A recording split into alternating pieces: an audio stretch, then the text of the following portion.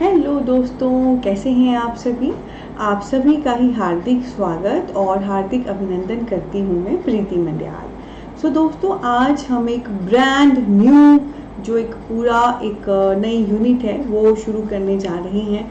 नाम तो आपने सुना ही होगा, कल्चर स्टडी। ठीक है, कल्चर स्टडी जो है दोस्तों, हमारे English literature UGC net paper 2 के तहत फ़िलहाल के सिलेबस में यूनिट नंबर 7 है और बहुत ही इम्पॉर्टेंट ये यूनिट है एंड काफ़ी सारे क्वेश्चंस इससे एग्ज़ाम में रहते हैं। तो ये सबसे पहला लेक्चर है इस यूनिट नंबर 7 कल्चर स्टडी में, जिसमें आज मैं आपसे पूरी स्ट्रैटेजी गाइडेंस डिस्कस करने वाली हूँ यूनिट नंबर 7 कल्चर स्टडी को लेकर कि क्या प्रश्न रहते हैं, कितने प्रश्न रह सकते हैं, किस प्रकार से सिलेबस में बदलाव हुआ है, किस प्रकार से चीज़ें आप एक्सपेक्ट कर सकते हैं और कैसे आपने ओवरऑल तैयारी करनी है और आगे पढ़ना है। तो सभी अपनी सीट की पेटियाँ बांध लें। तो सबसे पहले दोस्तों, मैं यहाँ पे आपको एक खास बात बता देती हूँ कि हमारा जो कल्चर स्टडी है ये हमारा English literature UGC net paper 2 के तहत यूनिट नंबर 7 है। ठीक है, जो नया सिलेबस आया है कुछ सालों पहले, जो नया सिलेबस अपडेट हुआ था, तो उसमें कल्चर स्टडी यूनिट नंबर 7 बन के आया है। ठीक है, पर आपको पता है कल्चर स्टडी अब तो चलो अलग से नेम आ गया, यूनिट का नेम आ गया, यूनिट मेंशन हो गई सिलेबस में, पर ये ऑलरेडी भी हमारे सिलेबस का हिस्सा था। ये ऑलरेडी भी हमारे सिलेबस का हिस्सा था। आपने लिटरेरी थ्योरी सुना होगा, लिटरेरी क्रिटिसिज्म सुना होगा। तो जो लिटरेरी थ्योरीज हैं जिसमें हम इतनी सारी थ्योरीज पढ़ते हैं, फेमिनिज्म, एक्सटेंशनलिज्म एंड ऑल, तो उसके तहत ही कल्चर स्टडी भी एक उसका ही सब टॉपिक है। ओके, जो हाल ही के सालों में बहुत ही आप कह सकते हैं फेमस हुआ है ये टॉपिक, क्योंकि अब आप देख सकते हैं कि ग्लोबलाइजेशन हो गई है। घर बैठे बैठे आप पूरी दुनिया के संपर्क में हो, सभी जो चीज़ें हैं वो आपस में मिक्स हो रही हैं, जुड़ रही हैं ना। कहीं पे क्या खान पान है आप उसे फॉलो कर सकते हो, कहीं का जो हेयर स्टाइल है आप फॉलो कर सकते हो, क्योंकि मीडिया की वजह से ना दुनिया लिटरली छोटी रह गई है। तो कल्चर का जो एक्सचेंज है, एक जगह का दूसरे के साथ, दूसरी जगह का तीसरे के साथ, तीसरे का पहले के साथ, ये बहुत ज़्यादा हो रहा है। तो आज के समय में कल्चर को स्टडी करना जरूरी हो जाता है, क्योंकि जिस स्पीड से कल्चर एक्सचेंज हो रहा है, एक जगह से दूसरी जगह जा रहा है, तो वो वहाँ के लोगों पे प्रभाव डाल रहा है, लोगों की सोच पे प्रभाव डाल रहा है। एंड आई ऑलवेज से, जैसा होगा तन वैसा होगा, मन वैसी होगी लेखनी। यानी कि जो चीज़ें आप देख रहे हो, फील कर रहे हो, उनका प्रभाव जो आपके मन पे पड़ रहा है वही फाइनली फिर आप लिखोगे अपने वर्क में, राइट।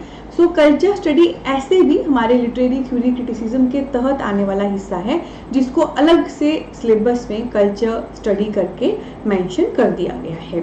और पढ़ना क्यों जरूरी है? क्योंकि आजकल बहुत तेजी से कल्चरल एक्सचेंज हो रहा है लोगों का, जो मीडिया इतना फैल गया है, दुनिया छोटी हो गई है, ग्लोबलाइजेशन हो गई है, तो उस वजह से इतना ज़्यादा प्रभाव पड़ रहा है लोगों को, लोगों की हर चीज़ चेंज हो रही है, खान पान, रहन सहन, सोच। ऑब्वियसली उससे फिर उनका लिखने का तरीका भी चेंज हो रहा है, लिखने का स्टाइल भी चेंज हो रहा है।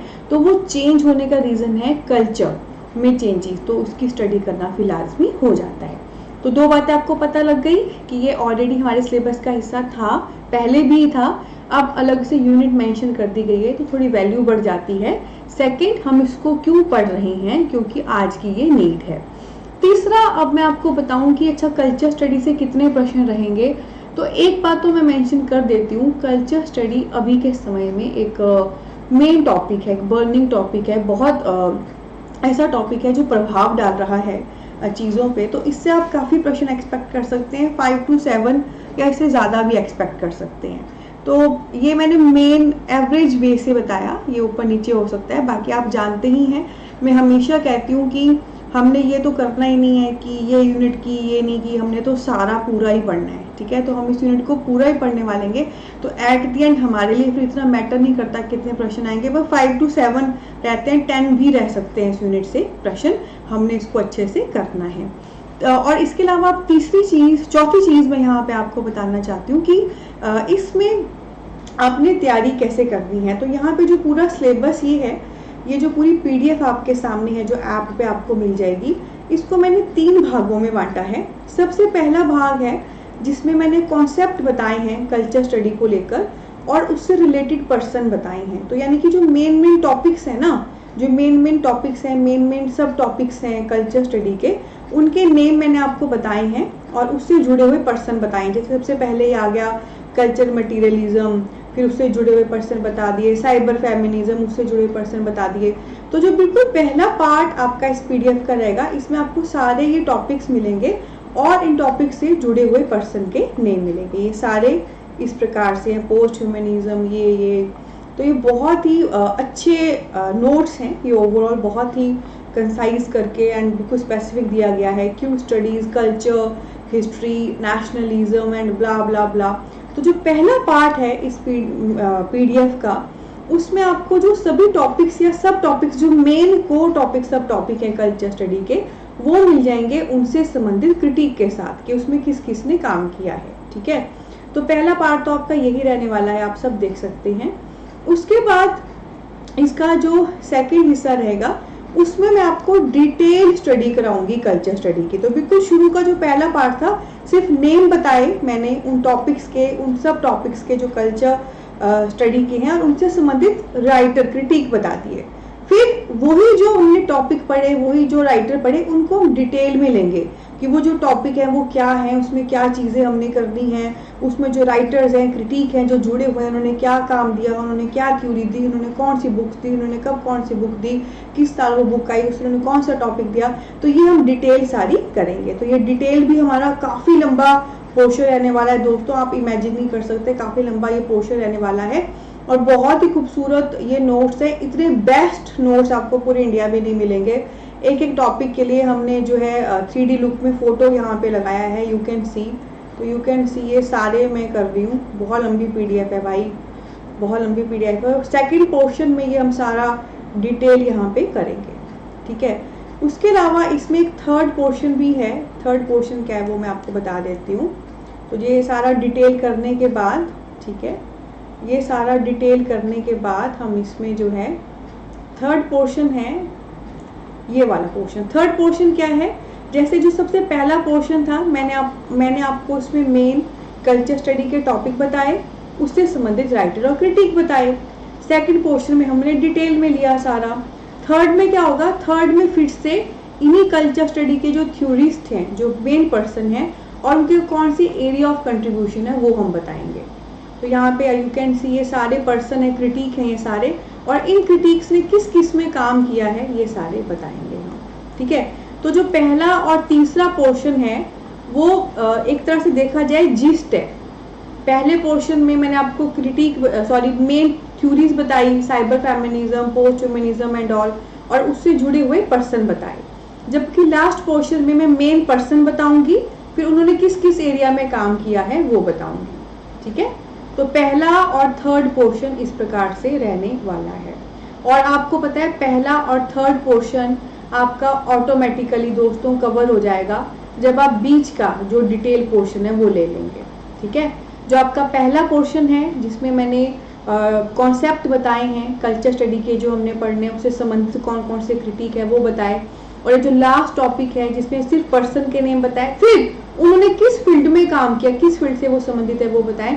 ये पहला और ये तीसरा जो क्रक्स है, जो जीस्ट है, ये ऑटोमेटिकली दोस्तों आपका कवर हो जाएगा जब आप सेकंड पोर्शन कर लोगे जो कि डिटेल पोर्शन है। ठीक है, पर स्टिल मैंने अपने इन नोट्स में ये जो कंप्लीट पीडीएफ है, हाईली बहुत ही हाई लेवल की ये जो पीडीएफ है, मैंने इसमें आपको इस प्रकार से ये सारा स्टडी मटेरियल दिया है। ठीक है, तो आपको क्या क्या प्रश्नों के उत्तर मिले। पहला कि कल्चर स्टडी पहले भी हिस्सा था सिलेबस का, अब भी है, अब अलग से यूनिट करके आ गया है तो थोड़ी वैल्यू बढ़ जाती है। दूसरा, क्यों हम कल्चर स्टडी को पढ़ रहे हैं, लिटरेचर में पढ़ने की क्या जरूरत पड़ी, क्योंकि इतना चेंजेस हो रहे हैं कल्चर में, इतने एक्सचेंजेस हो रहे हैं कि वो राइटिंग पे फर्क पड़ रहा है, तो हम इसे पढ़ रहे हैं। तीसरा, कितने प्रश्न आप एक्सपेक्ट कर सकते हो, और साथ में ये भी मैंने बता दिया चाहे कम आए या ज़्यादा आए, हमने तो हर यूनिट अलग अच्छे से ही पढ़नी है, तो हमको फ़र्क नहीं पड़ता है। और चौथा कि कैसे मैं आपको इस कोर्स में पढ़ाने वाली हूँ। तो 3 पोर्शन है, पहला और थर्ड पोर्शन जीस्ट है, क्रक्स है, और सेकंड पोर्शन है मेन, जहाँ पे हमने इतने सारे क्रिटिक्स, इतने सारे राइटर्स, इतनी सारी थ्योरीज, इतनी सारी टर्म्स, इतने सारे कॉन्सेप्ट, इतने सारे सब कॉन्सेप्ट करने हैं कल्चर स्टडी के, जहाँ से आपके पेपर में प्रश्न डायरेक्ट और इनडायरेक्ट पढ़ेंगे, वो भी मैं आपको पूरा गाइड कर दूंगी। और ये पोर्शन करके ऑटोमेटिकली जो फर्स्ट पार्ट है इस पीडीएफ का और जो थर्ड पार्ट है वो ऑटोमेटिकली कवर हो जाएगा, ठीक है। और ये तो मैंने आपको बता ही दिया कि कितनी खूबसूरती से इसमें हर टॉपिक से पहले फोटो दिए गए हैं। You can see colourful content है, ठीक है, प्रॉपर कलरफुल कंटेंट है, प्रॉपर फोटो शोटो है। मैं सिर्फ ये नहीं चाहती कि आप शेक्सपियर ही देखें या मेन राइटर ही देखें इंग्लिश लिटरेचर के, आपको हर कल्चर क्रिटिक का, हर इंग्लिश लिटरेचर के पर्सन का पता होना चाहिए। जैसे लॉर्ड लेवी स्ट्रॉस हैं, ठीक है, एंड ये कॉमिक्स को लेके टॉपिक है, ये है हमारे स्टुअर्ट हॉल, तो ये सारा इसमें अच्छे से कवर है। अब लास्ट पर नॉट द लीस्ट मैं आपको यहाँ पे बताना चाहती हूँ कि प्रश्न किस प्रकार से रहेंगे, ठीक है। तो ध्यान से देखो, आप यूजीसी नेट सेट की तैयारी कर रहे हो तो आप ये तो नहीं सोच सकते कि डायरेक्ट प्रश्न आएगा, आते हैं पर बहुत कम आते हैं डायरेक्ट प्रश्न। तो और ऐसे प्रश्न आएंगे, नाक आप ऐसे पकड़ो या ऐसे, थोड़ा घुमा फिरा के प्रश्न आ सकते हैं, लेंथी प्रश्न आ सकते हैं, स्टेटमेंट में प्रश्न आ सकते हैं। सिंपल आ जाता है, ये वाली बुक किसने लिखी है, ये वाली बुक किस साल लिखी गई है, ये वाला कॉन्सेप्ट किसने दिया, ये वाली स्टेटमेंट किसने दी। तो एक्चुअली मैं आपको यहाँ पे जो जो पढ़ाऊंगी, जो भी राइटर, जो भी क्रिटिक, जो भी थ्योरी, जो भी करवाऊंगी, उसका एक एक पॉइंट एमसीक्यू है, इस बात का ध्यान रखना।